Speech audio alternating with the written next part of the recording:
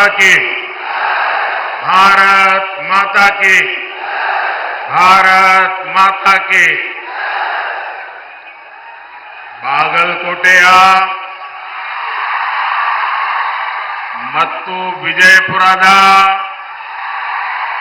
ನನ್ನ ಸೋದರ ಸೋದರಿಯರಿಗೆ नमस्कारಗಳು। मैं मां बनशंकरी को प्रणाम करता हूं। इस मन से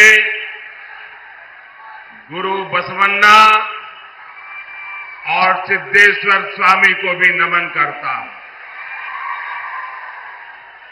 साथियों, आज सुबह ही हमें एक दुखद खबर मिली है। संसद में मेरे साथी बीजेपी के वरिष्ठ नेता और सामाजिक न्याय के अग्रणी सिपाही श्रीनिवास प्रसाद जी अब हमारे बीच नहीं रहे। श्रीनिवास प्रसाद जी कर्नाटका के चामराजनगर से सांसद थे। श्रीनिवास जी जमीन से जुड़े नेता थे, सच्चे अर्थ में जननेता थे। अपने इतने दशकों के सामाजिक जीवन में उन्होंने हर क्षण गरीबों, शोषितों, वंचितों की सेवा की। उन्होंने केंद्र और राज्य सरकार में कई अहम मंत्रालयों को भी दायित्व संभाला था। दलित वर्ग के सामाजिक उत्थान के लिए उन्होंने जो प्रयास किए, उन्हें हमेशा याद किया जाएगा। ईश्वर उन्हें सद्गति दे। उनके परिवार और समर्थकों के साथ मेरी संवेदनाएं हैं। साथियों, 2024 का चुनाव भारत का भविष्य तय करेगा। ये चुनाव विकसित भारत के संकल्प का चुनाव है। ये चुनाव आत्मनिर्भर भारत की सिद्धि का चुनाव है। हमारा संकल्प है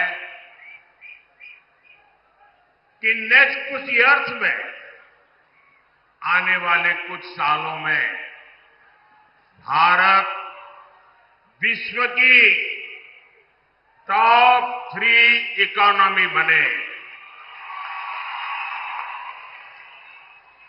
आप मुझे बताइए, ये भारत को दुनिया की तीसरी बड़ी आर्थिक शक्ति कौन बनाएगा? कौन बनाएगा? कौन बनाएगा? कौन बनाएगा? जी नहीं, आपका एक वोट बनाएगा।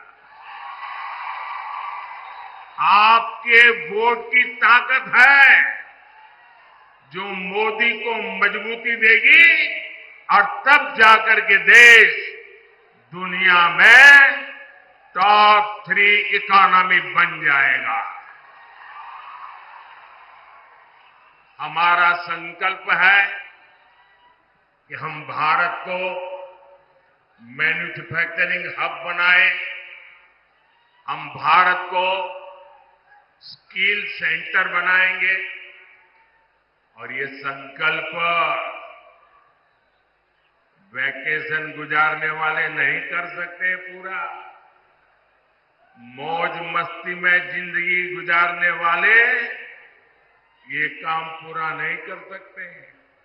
इसके लिए तो विजन चाहिए और विजन के लिए जिंदगी चाहिए खपाने के लिए।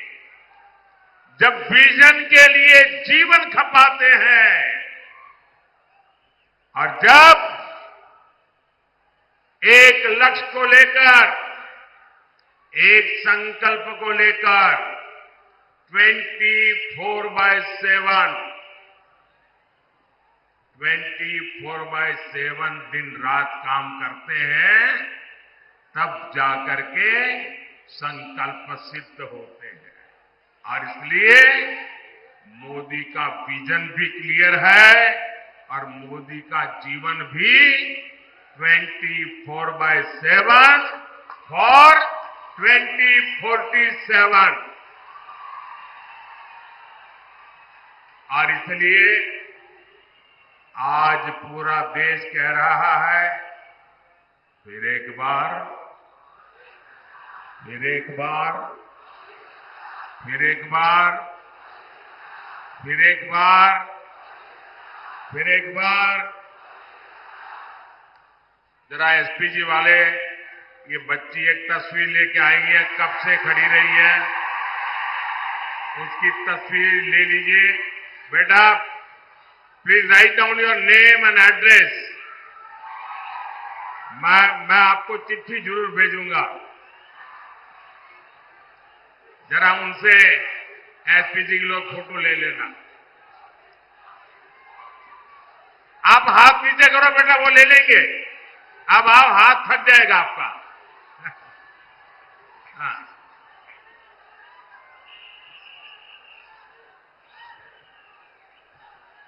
अरे बाबा।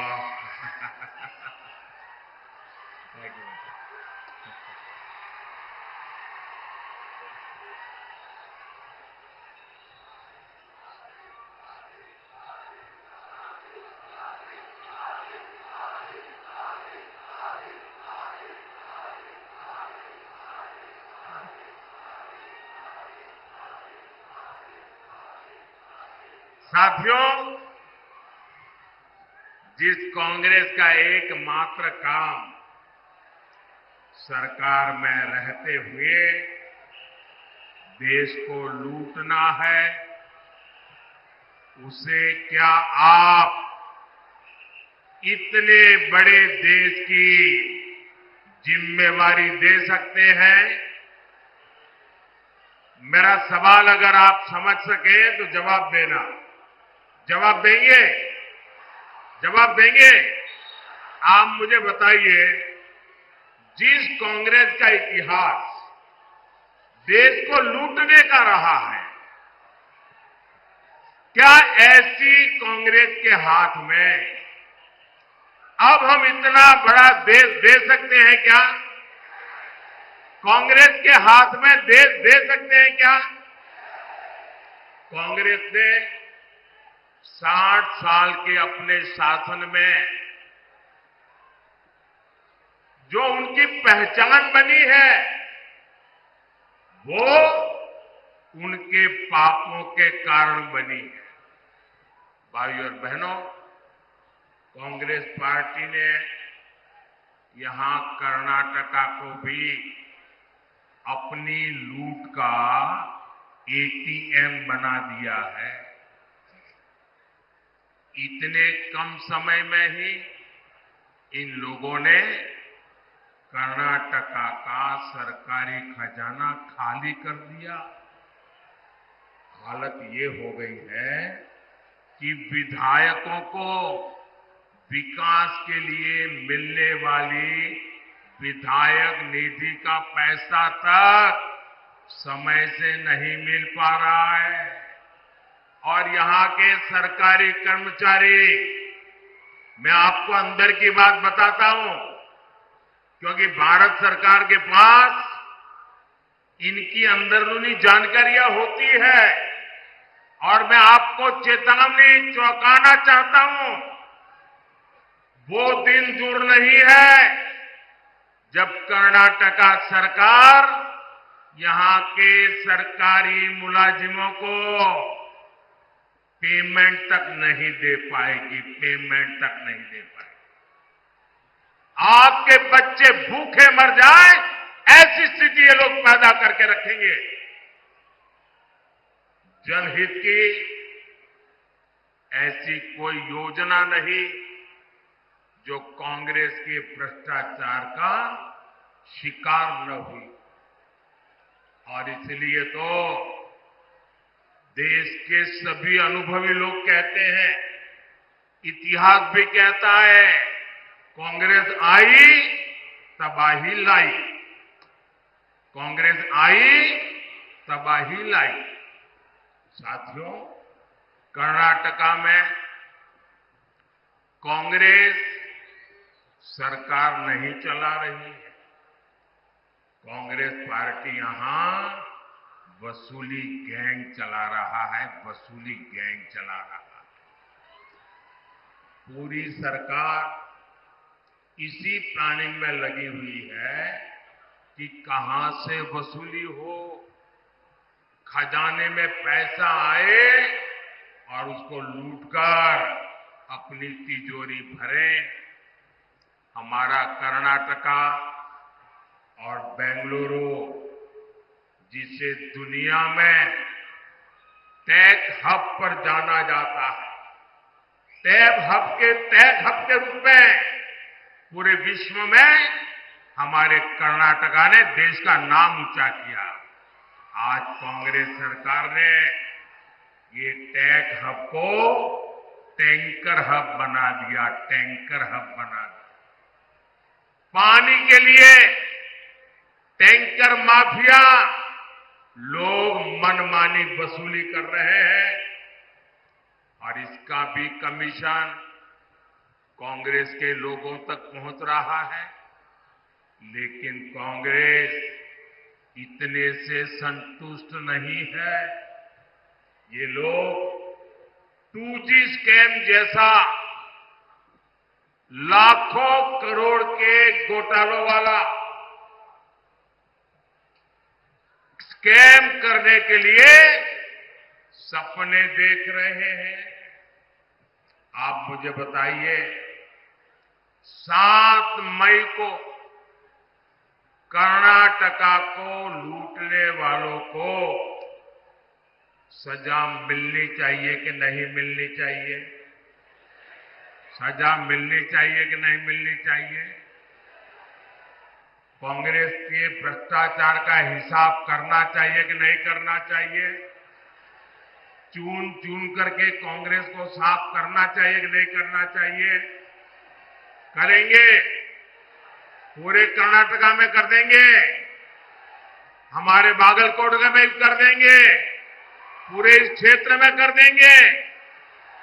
साथियों, मोदी जनता के बीच अपना रिपोर्ट कार्ड को लेकर आता है। हमने कर्नाटका और उस क्षेत्र के लिए इतना काम किया, ये भी आपके सामने है। हमारी सरकार कर्नाटका में कई एयरपोर्ट बना रही है।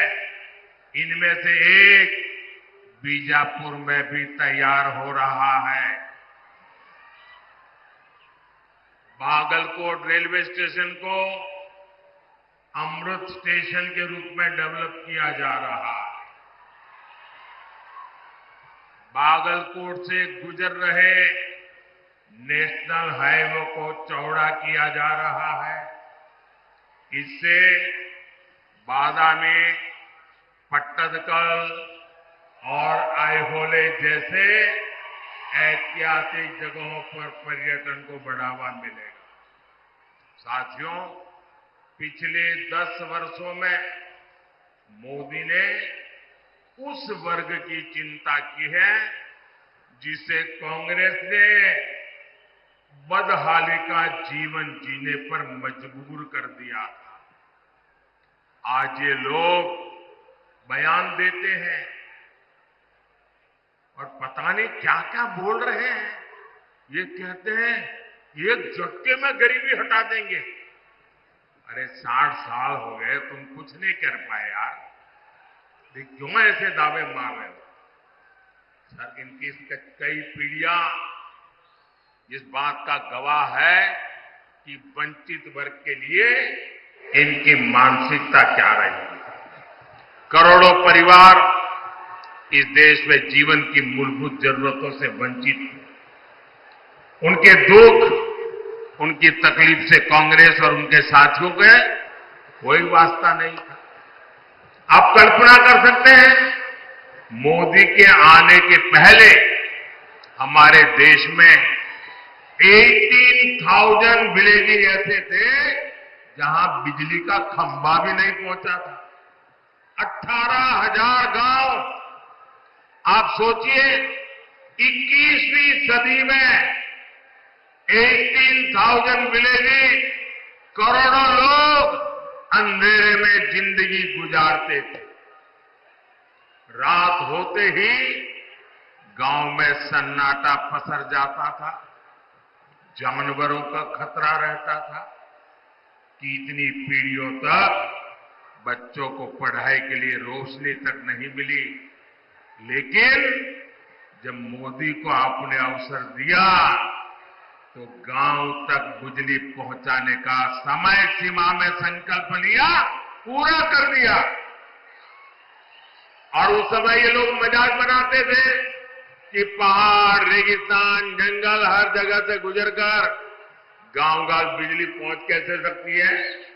लेकिन आज देश का ऐसा कोई गांव नहीं जहां बिजली न पहुंचे।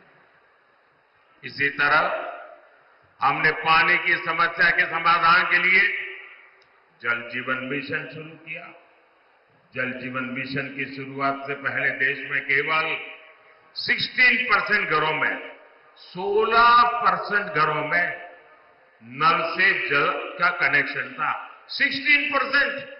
आजादी के इतने सालों के बाद भी सिर्फ 16%। मोदी ने 5 इयर्स में 75% से ज्यादा घरों तक पानी पहुंचा दिया।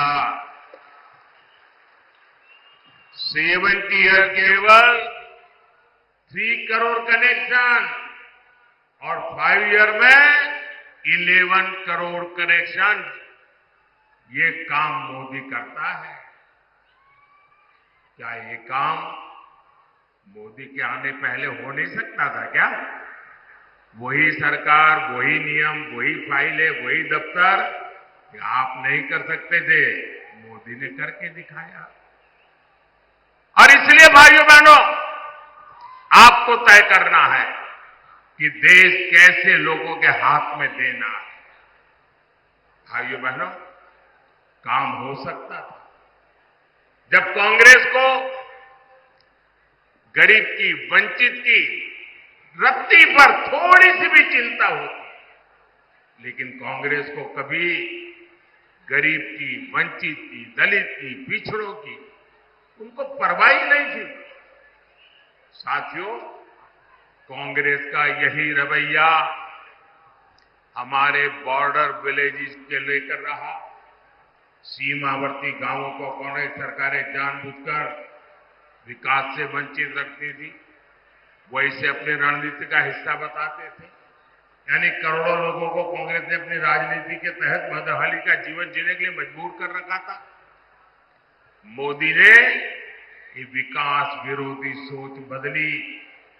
हमने सीमा पर बसे गांवों को आखिरी नहीं, देश का पहला गांव कहना और उसको उस प्रकार से ट्रीट करने का निर्णय किया।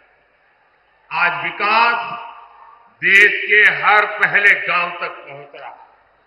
भाइयों बहनों, कांग्रेस की विकास विरोधी मानसिकता का बड़ा बोझ हमारे एससी, एसटी समाज भी को उठाना पड़ा।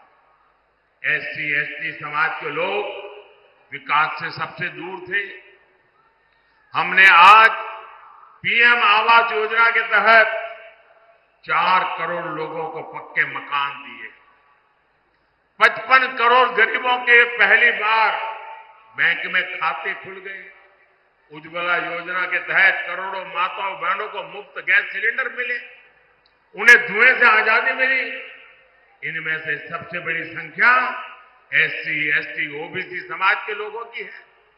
आज शिक्षा से लेकर रोजगार तक सरकार की योजना का बहुत बड़ा लाभ इस वर्ग को मिल रहा है। साथियों, बीजेपी कर्नाटका के विकास में अपनी पूरी ऊर्जा लगाती है, लेकिन कांग्रेस हमारी योजनाओं को रोकने में पूरी ताकत लगाती है। हमने बागलकोट की इलकल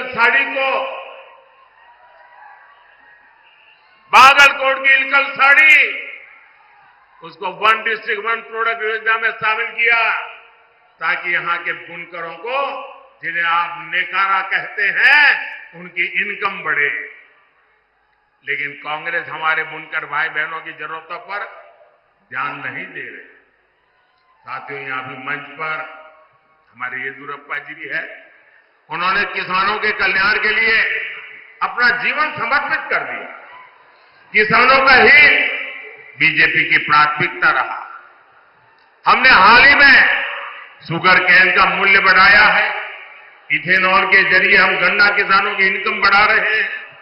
लेकिन कर्नाटका सरकार ने सिंचाई परियोजनाओं को रोककर पानी का संकट खड़ा करके किसानों को परेशानी में डाल दिया। साथियों, मैं आप सबको कांग्रेस के एक और खतरनाक गेम के बारे में आगाह करना चाहता हूं। जब से यहां कांग्रेस की सरकार बनी है, तब से कैसी कैसी घटनाएं हो रही हैं, ये आप जरा चिंता का विषय है। उसको एक साथ जोड़ करके देखिए, उसको टुकड़ों में मत देखना। आप सोचिए भाइयों बहनों, हुबली में क्या हुआ, हमारी एक बेटी के साथ क्या हुआ।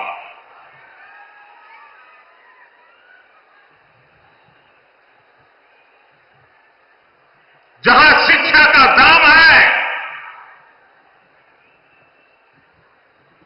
हुबली में एक बेटी को एक के बाद एक चाकू के घाव मार दिए जाए, वो दृश्य देखकर हर किसी का दिल दहल गया। लेकिन यहां की पूरी सरकार वोट बैंक को बचाने के लिए बेटी के सम्मान पर ही हमला करने में जुट गई। तुष्टीकरण के लिए कांग्रेस किसी भी हद को पार कर सकती है। साथियों, कर्नाटका में कट्टरपंथी ताकतें बेलगाम हुई है। कोई दुकानदार अपनी दुकान के भीतर हनुमान चालीसा सुनता है तो उस पर हमला हो जाता है। राजधानी बेंगलुरु तक में दिन दहाड़े आतंकी हमला होता है, बम फूटता है, और सरकार पहले क्या बोलती है, कहती है गैस का सिलेंडर फटा है। ये गैस का सिलेंडर फटा है कि तुम्हारा दिमाग फटा है। बाद में कहते हैं ये बिजनेस राइवलरी थी। भाइयों बहनों, ये नॉर्मल क्राइम की घटनाएं नहीं है। ये आतंकवाद की, कट्टरतावाद की मानसिकता है, और कांग्रेस सिर्फ वोट पाने के लिए इस मेंटालिटी को प्रोटेक्ट कर रही है, प्रमोट कर रही है। साथियों, कांग्रेस की वोट बैंक की राजनीति के चलते अब देश में एससी, एसटी के अधिकार भी सुरक्षित नहीं है। एक और बीजेपी सरकार ने कर्नाटका में तलवारा समुदाय को एसटी का दर्जा दिया था। कर्नाटका में 3 लाख से ज्यादा परिवारों को हक्कू पत्र दिए गए, लेकिन कर्नाटका में कांग्रेस ने संविधान बदलने, एससी, एसटी, ओबीसी का हक छीनने का अभियान शुरू किया है। हमारा संविधान धर्म के आधार पर रिजर्वेशन की बात नकारता है, नहीं स्वीकारता है। लेकिन कर्नाटका की सरकार ने ओबीसी रिजर्वेशन का हिस्सा मुस्लिमों को दे दिया है। ये इतने से भी नहीं मानेंगे, इन्होंने पहले भी अपने मैनिफेस्टो में धर्म के आधार पर रिजर्वेशन देने के लिए कानून बनाने की बात कही। इस बार भी इनके मैनिफेस्टो में ऐसे ही सिग्नल है और मैं देख के मेरे दलित भाई बहनों को, मेरे एसटी भाई बहनों को, मेरे ओबीसी भाई बहनों को, मैं आपको कांग्रेस के मंसूबों से चेतने की जरूरत समझिए। ये लोग धर्म के आधार पर अपने वोट बैंक को सुरक्षित रखने के लिए वो आपके अधिकार जो बाबा साहब आंबेडकर ने दिए हैं, जो भारत के संविधान ने दिए हैं, उस पर लूट चलाने की ताक में बैठे हैं। उनको लगता है कि आज पार्लियामेंट में सबसे ज्यादा एससी एमपी बीजेपी के हैं, सबसे ज्यादा एसटी एमपी बीजेपी के हैं, सबसे ज्यादा ओबीसी एमपी बीजेपी के हैं और इसलिए उनको लगता है अब एससी एसटी ओबीसी तो बीजेपी का हो गया और अब माइनॉरिटी के ऊपर भरोसा करने के लिए एससी एसटी ओबीसी का लूटो, माइनॉरिटी को दे दो। क्या आप ये चलने देंगे? क्या ये स्वीकार करेंगे क्या? और मैं मेरे दलित भाई बहनों को, मैं मेरे आदिवासी भाई बहनों को, मैं मेरे ओबीसी भाई बहनों को आज गारंटी देता हूं, मैं कांग्रेस के ऐसे किसी मंसूबों को सिद्ध नहीं होने दूंगा।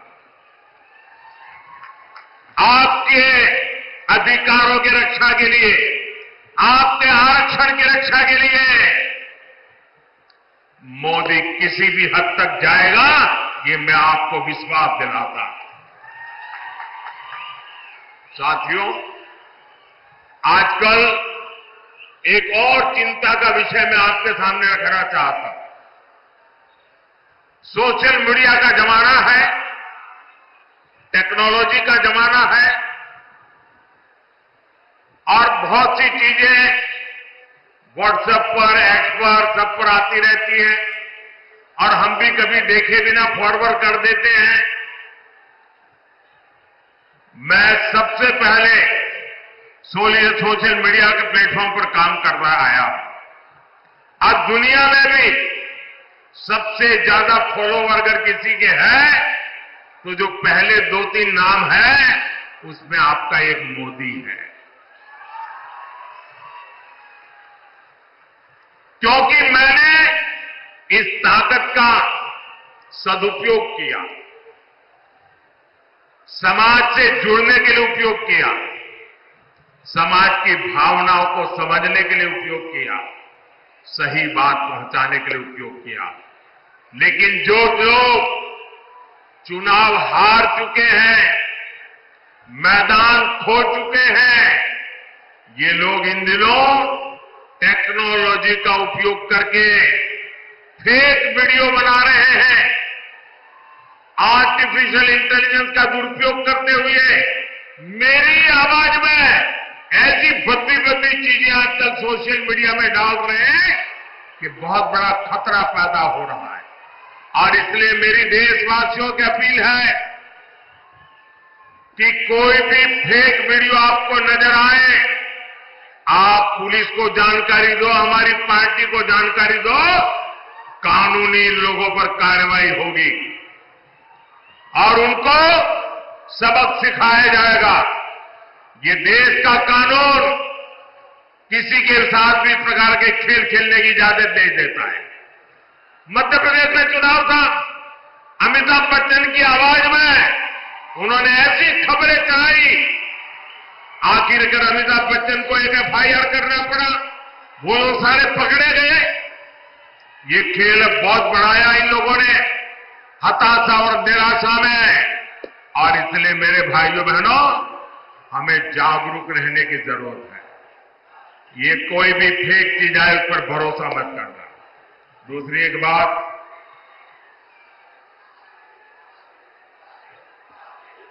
देखिए ये मोदी जो है ना, सीना तान करके आंख में आग मिला करके लड़ाई लड़ता है, पीठ के पीछे वार नहीं करता है। आपको याद होगा कि हमारे देश में अचानक एक बार बागलकोट की चर्चा शुरू हो गई थी, आपको याद होगा। जब मैंने बालाकोट में एयर स्ट्राइक किया तो बहुत लोगों को समझ नहीं आया बालाकोट है कहां, तो बागलकोट को ही बालाकोट बांध करके यहां बम गिरे चलाया, आधा पौना घंटा ऐसे ही चला। भाइयों बहनों, मैंने बालाकोट पर एयर स्ट्राइक किया, चोरी छुपे के नहीं किया, एयर स्ट्राइक कर करके प्रेस कॉन्फ्रेंस करके बताया कि आज हमने ऐसा ऐसा किया है और दुश्मन का इतना इतना नुकसान किया है। इतना ही नहीं, जब हमने एयर स्ट्राइक किया तो मैंने प्रेस को बुला के रखा था और फौज के लोगों को कहा था कि 11 बजे प्रेस को बताना है, लेकिन मैंने कहा कि उसके पहले मैं पाकिस्तान को टेलीफोन करके सूचना दूंगा कि आज हमने रात को एयर स्ट्राइक की है, तुम्हारे इतने लोगों को मारा, इतनी तबाही की है, उसको बता दूंगा, छुपाऊंगा नहीं। लेकिन पाकिस्तान वाले टेलीफोन पर ही नहीं आते थे, तो मैंने कहा इंतजार करो, हमारे फौज के लोग इंतजार करते थे। करीब 12 बजे बात हुई, उसके बाद मैंने दुनिया को बताया कि मैंने रात को एयर स्ट्राइक किया है और पाकिस्तान के छक्के छुड़वा दिए हैं। भाइयों बहनों, ये मोदी छुपाता नहीं है, न मोदी छिप करके वार करता है, जो भी करता है सामने से करता है, देश के लिए करता है। और आज भी जो लोग मेरे देश के निर्दोष नागरिकों को मारने की हरकत करेंगे, ये नया भारत है, घर में घुस करके मारेगा। साथियों, 7 मई को आपका वोट बैंक की राजनीति करने वालों को जवाब देगा। आपका वोट विकसित कर्नाटका, विकसित भारत की गारंटी बनेगा। मेरा अनुरोध है, बागलकोट से मेरे अनन्य साथी PC गड्डीगौड़ जी और बीजापुर से हमारे वरिष्ठ साथी रमेश जिनागी जी को विशाल बहुमत से विजयी बनाइए। आप यहां अपने परिवार में अपने परिचितों से कहिएगा कि मोदी जी आए थे, मोदी जी ने आपको प्रणाम कहा है, हर घर में मेरा प्रणाम पहुंचा देना। मेरे साथ बोलिए, भारत माता की, भारत माता की, भारत माता की। बहुत बहुत धन्यवाद।